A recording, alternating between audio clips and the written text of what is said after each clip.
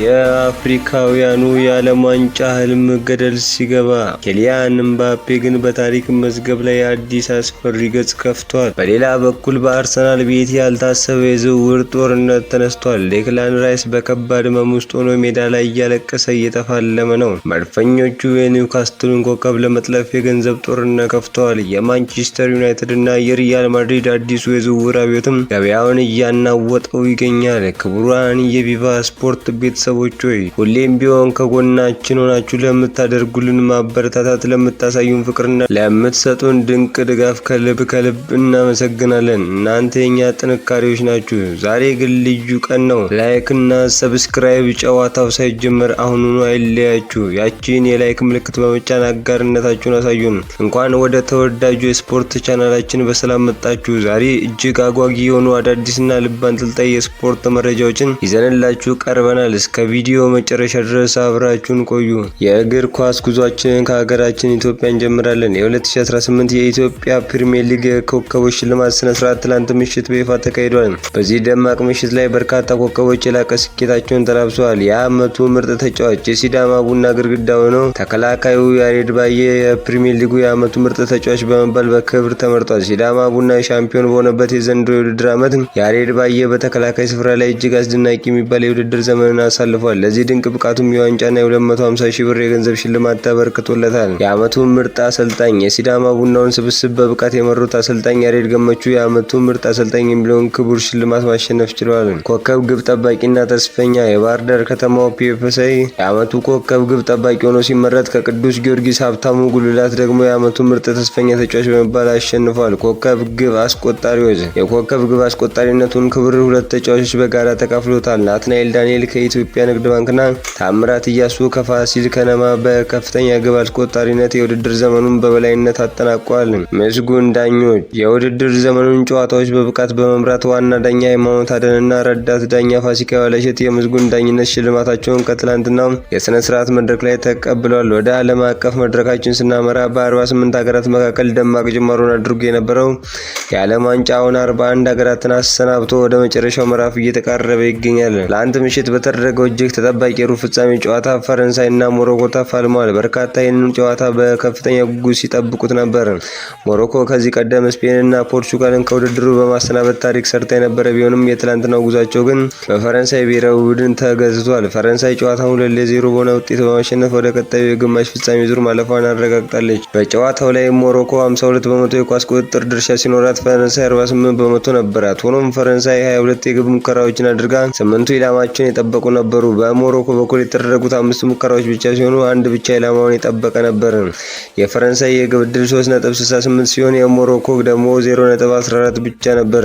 የያሲን ቦኑ ጀግንነት በ28ኛው ደቂቃ ላይ ኪሊያን ምባፔ ያገኘው የፍጹም ቅጣት ምት የሞሮኮ ግብ ጠባቂ ያሲን ቦኑ በሚገርም ብቃት አድኖታል። ይህ ግብ ጠባቂ በዓለም ዋንጫ ታሪክ 4 የፍጹም ቅጣት ምቶችን በማዳን ሪከርድ ተጋርቷል። ፈረንሳይን አሸናፊ ያደረጉትን ግቦች ኪሊያን ምባፔ በ60ኛው ደቂቃና ኡስማን ዴምቤሌ በ66ኛው ደቂቃ ላይ በ6 ደቂቃዎች ልዩነት አስቆጥረዋል። ዴምቤሌ በዚህ ውድድር 5ኛ ግቡን ነው ያስቆጠረው።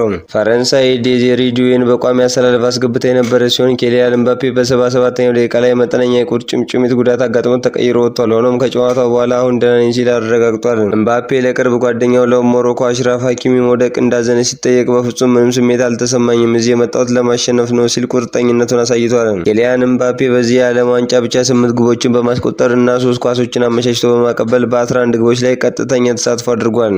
አሁን ላይ በዓለም ዋንጫ ታሪክ ያስቆጠራቸው ግቦች 20 ደርሷል። እጅግ የሚያስገርመው ነገር 20 ግቦችን ለማስቆጠር የፈጀበት 20 የዓለም ዋንጫ ጨዋታዎች ብቻ መሆኑ ነው። ባለፉት 3 የዓለም ዋንጫዎችን ከኤምባፔ ጋር የሚስተካከል ተጫዋች የለም። አብዛኞቹ ሀገራት እንደ ፖርቹጋል እና ብራዚል በቡድን 26 ግቦችን ያስቆጠሩ፣ እሱ ብቻውን 20 ግቦች ላይ ደርሷል። ስፔን ከቤልጂየም ዛሬ ምሽት 4 ሰዓት ላይ በ74920 ደጋፊዎች ፊት በሶፊ ስቴዲየም ስፔን ከቤልጂየም ጋር እጅግ ተጠባቂ የሩብ ፍጻሜ ጨዋታን ታደርጋለች።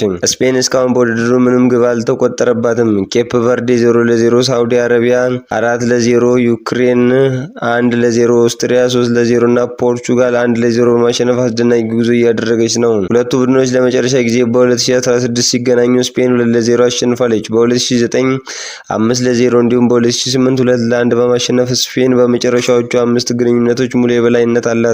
ይህንን ወሳኝ ጨዋታ እንግሊዛዊ ዳኛ ማይክል ኦሊቨር በማልደኝነት ይመሩታል። የመስመር ተከላካዩ ጃሬል ኳንሳ ከሜክሲኮ ጋር በነበረው ጨዋታ በቀይ ካርድ መውጣቱን ተከትሎ የሁለት ጨዋታዎች ቅጣት ተጥሎበታል። የእንግሊዝ እግር ኳስ ማህበር ቅጣቱን ለመሰረዝ ቢሞክርም ፊፋ ውድቅ አድርጎበታል። በዚህ ምክንያት እንግሊዝ ጄድ ስፔስን ብቸኛ የቀኝ መስመር አማራጭ አድርጋ ለመቅረብ ተገድዳለች። ቅዳሜ ሌሊት ለሚደረገው የሁለቱ ቡድኖች ጨዋታ ፊፋ ፖርቹጋላውያን ዳኞችን መድቧል። ከአንድ አህጉር የመጡ ዳኞች የአውሮፓ ቡድን ሲመሩ በታሪክ የመጀመሪያው ነው። ሊዮኔል ሜሲ የጀርመናዊውን ሚሮስላቭ ክሎዘን የግብ ሪከርድ ከተጋራ በኋላ ለክሎዝ ስልክ ደውሎ እንዳነጋገረውና የፈረመበትን ማሊያ እንደሚልክለት ክሎዝ ራሱ አረጋግጧል።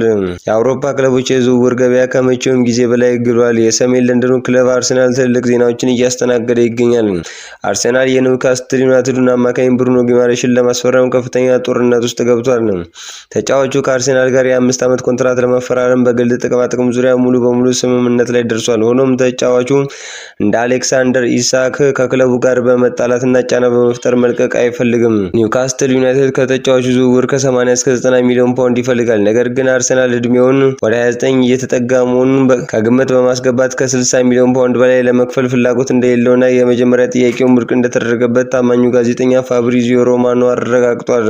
የአርሰናል የጀርባ አጥንት የሆነው ዴክላን ራይስ ከባድ መስዋዕትነት እየከፈለ ይገኛል። ተጫዋቹ በታችኛው የጀርባ ክፍሉና በጡንቻ መገጣጠሚያው ላይ ከፍተኛ የነርቭ ህመም እየተሰማው ለሀገሩም ለክለቡም እየተጫወተ ነው። ለዚህ ምንም አይነት መድኃኒት እንደሌለና መፍትሄው እረፍት ብቻ እንደሆነ ተነግሯል። አሰልጣኝ ቶማስ ቱሄል ሳይቀሩ ራይስ የተጫወተው ሊቋቋመው የማይችሉት ህመም እያጋጠመው ነው ሲሉ መስክረዋል። በነገው ዕለት እንግሊዝ ከኖርዌይ ጋር ስትጫወት ራይስ ከክለብ አጋሩ ማርቲን ኦዴጋርድ ጋር ይገናኛል። ኦዴጋርድ ከራይስ ጋር በአንድ ሜዳ ላይ መጫወት ደስ ይላል፣ ላለፉት ዓመታት ያሳየው ብቃት የማይታመን ነው ሲል አድናቆቱን ችሮታል። አርሰናል የሊድስ ዩናይትዱን ወጣት ግብ ጠባቂ ኤላን መስሊየርን በነፃ ዝውውር ማስፈረሙን በይፋ አሳውቋል። ግብ ጠባቂው በሊድስ የ7 ዓመት ቆይታው 215 ጨዋታዎችን አድርጓል። የእንግሊዝ ትልቁን ክለብ በመቀላቀሌ በጣም ኮርቻለሁ ሲልም ተናግሯል። የዚህ ተጫዋች መምጣት ስፔናዊ ግብ ጠባቂ ኬፓ አሪዛባላጋ ዳዊድ ራያን ተከትሎ የሁለተኛ ግብ ጠባቂነት እድሉን ስለጠበበበት ከክለቡ ሊለቅ እንደሚችል ጠቋሚ ሆኗል። አርሰናል የሊድስ ዩናይትዱን ወጣት ግብ ጠባቂ ኤላን መስሊየርን በነፃ ዝውውር ማስፈረሙ በይፋ አሳውቋል። ግብ ጠባቂው በሊድስ የ7 ዓመት ቆይታው 215 ጨዋታዎችን አድርጓል። የእንግሊዝ ትልቁን ክለብ በመቀላቀሌ በጣም ኮርቻለሁ ሲልም ተናግሯል። የዚህ ተጫዋች መምጣት ስፔናዊውን ግብ ጠባቂ ኬፓ አሪዛባላጋ ዳዊድ ራያን ተከትሎ የሁለተኛ ጠባቂነት እድሉ ስለጠበበበት ከክለቡ ሊለቅ እንደሚችል ጠቋሚ ሆኗል። ማንቸስተር ዩናይትድ በዘንድሮ የዝውውር መስኮት ገበያውን እያናወጠው ይገኛል። አዲሶቹ የክለቡ ባለቤቶች ቡድኑን ወደ ቀድሞ ክብሩ ለመመለስ ትልቅ በጀት መድበዋል። ዩናይትዶች የቤኔፊካውን ወጣትና ተስፈኛ አማካኝ ጆአዎ ኔቭስን ወደ ኦልድ ትራፎርድ ለማምጣት ጫፍ ደርሰዋል። ክለቡ እስከ 70 ሚሊዮን ፓውንድ የሚደርስ ሂሳብ ለማውጣት ዝግጁ መሆኑን የእንግሊዞች ጋዜጠኛ ዘግበዋል። የኤቨርተኑን ግዙፍ ተከላካይ ጃራድ ብራንትዋይትን ለማስፈረም የተደረገው የመጀመሪያ ጥያቄ ውድቅ ቢደረግም ዩናይትድ አሁንም ተስፋ አልቆረጠም። የተጫዋቹ ዋጋ ውድ መሆን ዩናይትድን ወደ ባየር ሙኒኩ ማቲያስ ዴሊት ፊቱን እንዲያዞር አስገድዶታል የሚሉ መረጃዎችም እየወጡ ነው። ሳንቾ ከጁቬንቱስ እና ከቦሩሲያ ዶርትመንድ ጋር ስሙ በስፋት እየተነሳ ሲሆን ዩናይትድ ተጫዋቹን በቋሚነት ለመሸጥ ከ40 ሚሊዮን ፓውንድ በላይ ይፈልጋል። ከኬሊያን ምባፔ መምጣት በኋላ የሪያል ማድሪድ ስብስብ እጅግ አስፈሪ ሆኗል። ነገር ግን ፍሎረንቲኖ ፔሬዝ በዚህ ብቻ የሚያቆሙ አይመስልም። ማድሪድ የሊቨርፑልን ቀኝ ተከላካይ በነፃ ዝውውር ለማምጣት ሁኔታቸውን በቅርበት እየተከታተለ ነው። የተጫዋቹ ከሊቨርፑል ጋር ያለው ኮንትራት ወደ ማለቂያው እየተቃረበ በመሆኑና ከጓደኛው ጁድ ቤሊንግሃም ጋር ያለው የቅርብ ግንኙነት ዝውውሩን ሊያሳካው ይችላል ተብሎ ይጠበቃል። የካታላኑ ክለብ በቅርቡ ባሳየው አስደናቂ ብቃት የአትሌቲኮ ቢልባኦን የክንፍ ተጫዋች ኒኮ ዊሊያምስን ለማስፈረም ቅድሚያ ሰጥቶ እየሰራ ነው። ተጫዋቹ ከያሚል ያማል ጋር ያለው ጥምረት በአርሴሎና አጓጉቶታል። ባርሴሎና ይህን ዝውውር ለማሳካት የክለቡን ከፍተኛ ተከፋይ ተጫዋች እንደ ራፊና ወይም ፍሬንኪ ዴ ዮንግ ሊሸጥ እንደሚችል ታዋቂው የስፔን ጋዜጣ ማርካ አስነብቧል። የለንደኑ ክለብ ቼልሲ በአዲሱ አሰልጣኝ ኤንዞ ማሪስካ ስር ቡድኑን እንደ አዲስ እየገነባ ነው። ክለቡ ወጣቱን ብራዚላዊ ኢስቴቫኦ ዊሊያንን ለማስፈረም ከስምምነት የደረሰ ሲሆን አሁን ደግሞ ትኩረቱን ወደ አዲስ ማጥቂያ ስፍራ ተጫዋቾች አዙሯል። ናፖሊው ቪክቶር ኦስሚን አሁንም የቼልሲ አንዱ ኢላማ ነው። ናፖሊ የውል ማፍረሻውን ሙሉ በሙሉ እንዲከፍል ቢጠየቅም ቼልሲ ሮሜሉ ሉካኩን በዝውውር ውስጥ በማካተት ዋጋውን ለመቀነስና ድርድሩን ለማሳለጥ ጥረት እያደረገ ነው። ከኤርገን ክሎፕ ስንብት በኋላ የሊቨርፑል ደጋፊዎች በስጋትና በጉጉት አዲሱን የውድድር ዘመን እየጠበቁ ነው። የሞሐመድ ሳላ የኮንትራት ማራዘሚያ ጉዳይ አሁንም በውይይት ላይ ሲሆን የሳዑዲ አረቢያ ክለቦች አሁንም በተስፋ እየጠበቁት ነው። ሳላ ክለቡን የሚለቅ ከሆነ ሊቨርፑል የፒኤስቪውን ዮሃን ባኮያኮን ኦስማን ወይም ሌሎች ተስፈኛ ወጣቶችን በምትኩ ለማምጣት አቅዷል። ክቡራን የቪቫ ስፖርት ቤተሰቦች የዛሬው የተጠናቀረና እጅግ ሰፊ የስፖርት ዜናችን ይመስል ነበር። ከነዚህ የዝውውር ዜናዎች ውስጥ የትኛው ይሳካል ብላችሁ ታስባላችሁ? የማንቸስተር ዩናይትድ፣ የቼልሲ ወይስ የባርሴሎና እንቅስቃሴ የበለጠ አስገርሟችኋል? ሀሳብና አስተያየታችሁን ከስር በኮሜንት መስጫው ላይ ያስቀምጡልን። ቪዲዮ ላይክ፣ ሼር እና ቻናላችንን ሰብስክራይብ ማድረጋችሁን እንዳትረሱ። በሌላ አዳዲስና ትኩስ የስፖርት መረጃዎች እስክንገናኝ ድረስ ቸር ሰንብቱ።